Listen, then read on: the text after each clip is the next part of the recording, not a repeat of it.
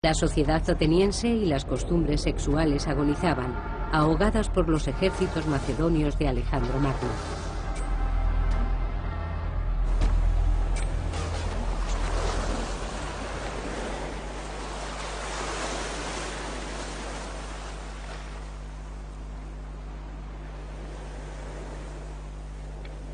El imperio mediterráneo de finales del siglo IV a.C.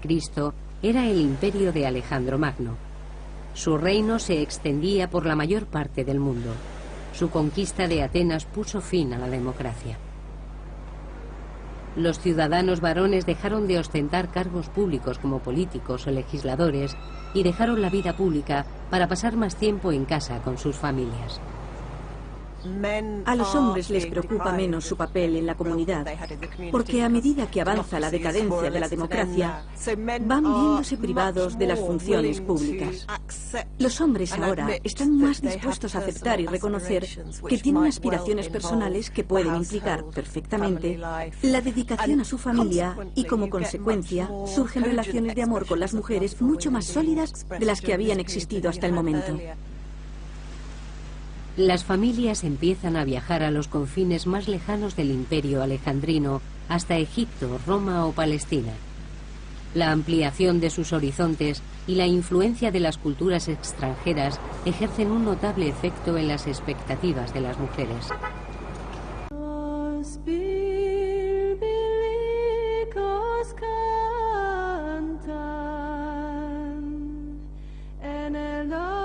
Una historia popular de la época narra la aventura de un joven soldado de una buena familia que visita el templo de Afrodita, donde se erige la estatua de Praxíteles.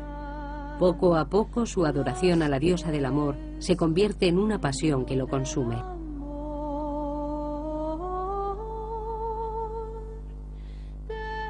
Las tensiones violentas de su pasión se convirtieron en desesperación y descubrió la audacia como salida a su lujuria. Un día, en la oscuridad, se deslizó en silencio y se ocultó en el interior del templo. Esas huellas de los abrazos amorosos se advirtieron al llegar el día, y la diosa tiene esa mancha como prueba de lo que sufrió.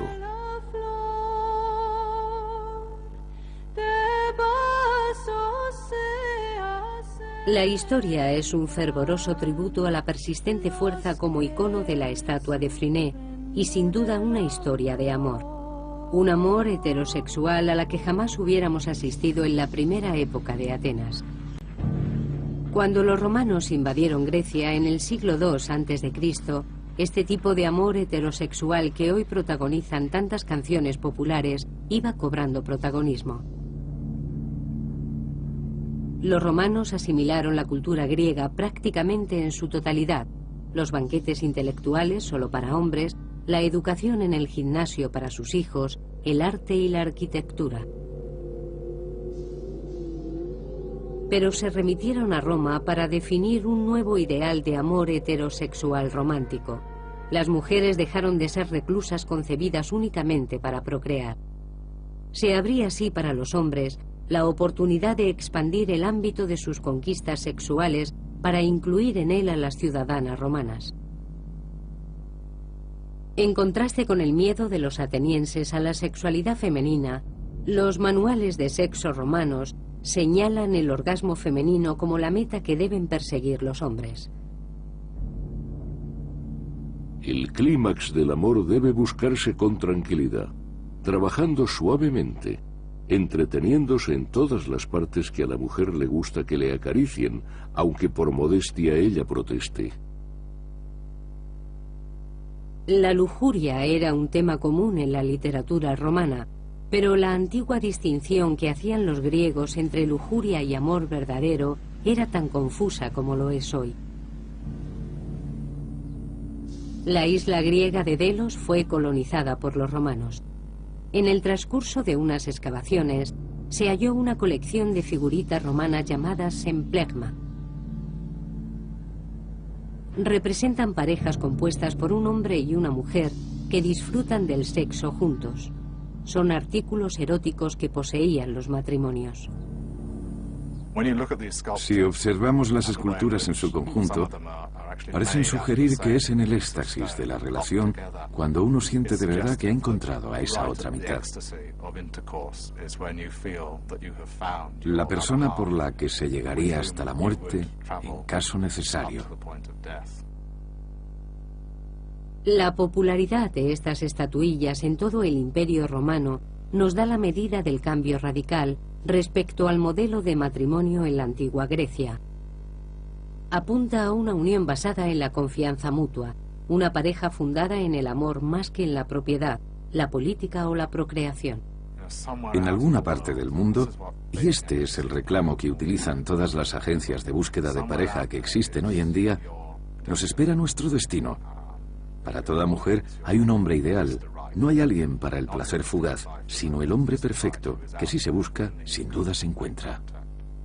Si la mujer romana encontraba al hombre ideal, su destino era bastante mejor que el que soportaban sus homónimas griegas con los matrimonios concertados. Era muy habitual que los ricos propietarios romanos hicieran erigir estatuas de ellos mismos en la entrada de sus jardines.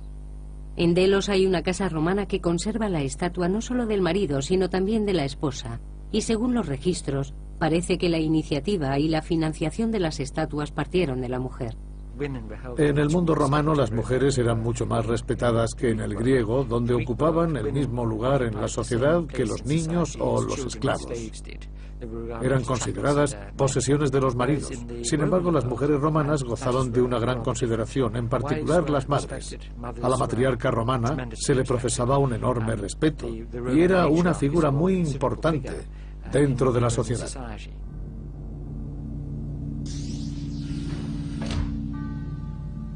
En la época de Augusto, el primer emperador romano, en el año 31 a.C., nos llegan pruebas que demuestran la presencia de mujeres en las exclusivas reuniones de hombres, los simposium. En un fresco de una casa de Pompeya, las mujeres no están sirviendo a los hombres. No parecen particularmente sumisas, más bien se las ve comiendo, bebiendo y hablando. La igualdad en la mesa no constituía base de poder.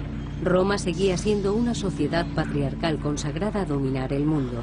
El emperador Augusto era consciente de la necesidad de más ciudadanos romanos para desempeñar los cargos públicos del Estado en un imperio que no dejaba de expandirse.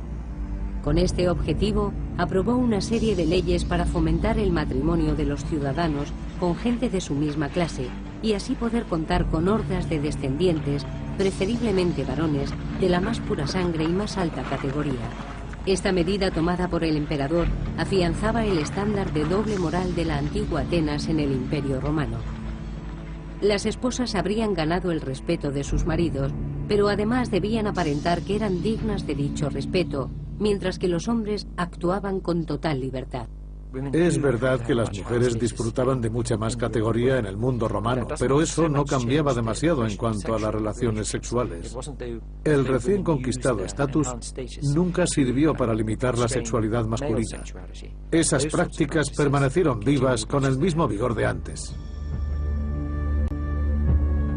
En la antigua Grecia, los hombres eran los protagonistas en el gran drama del amor y el sexo. Durante siglos, las mujeres quedaron marginadas. Con la llegada de los romanos, el amor entre hombre y mujer se convierte en ideal romántico, aunque las mujeres seguirán siendo ciudadanas de segunda clase.